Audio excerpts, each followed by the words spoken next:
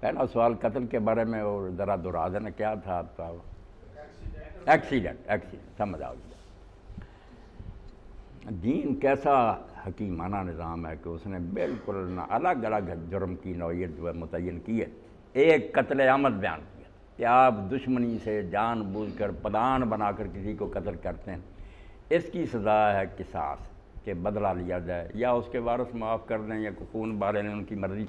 یہ ہے عمد، جان بوجھ کر مارا۔ ایک یہ ہے کہ گھوڑے پر آپ سوار ہیں، گھوڑے کے نیچے کوئی آ گیا یا گاڑی چلا رہا ہے کوئی آ گیا، آپ کی کوئی دشمنی نہیں، نہ آپ کا ارادہ، یہ سارے جو یا آپ کو نے گولی جو ہے شکار پر چلائی وہ کسی آدمی کو لگ گئی، یہ قتل خطا کہلاتے ہیں، غلطی سے مارا گیا، تو اس میں قصاص نہیں ہے۔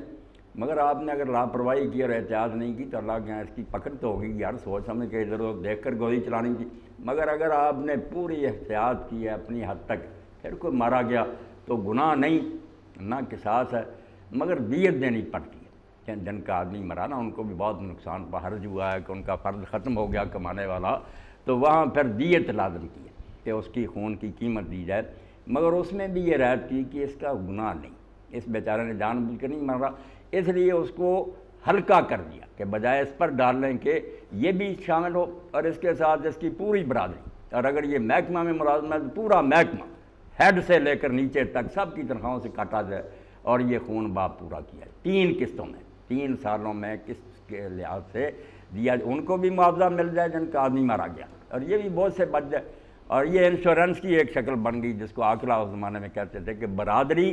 اور اس کا جو محکمہ نا وہ بوجھ بانٹ لے کہ ہمارے آدمی سے نقصان ہو گیا، اب خون ضائع بھی نہیں جانا چاہیے، آدمی مرا اور اس پر بھی بوجھ نہیں پڑنا چاہیے کیونکہ اس کی کوئی نیت تھی بری نہیں تھی،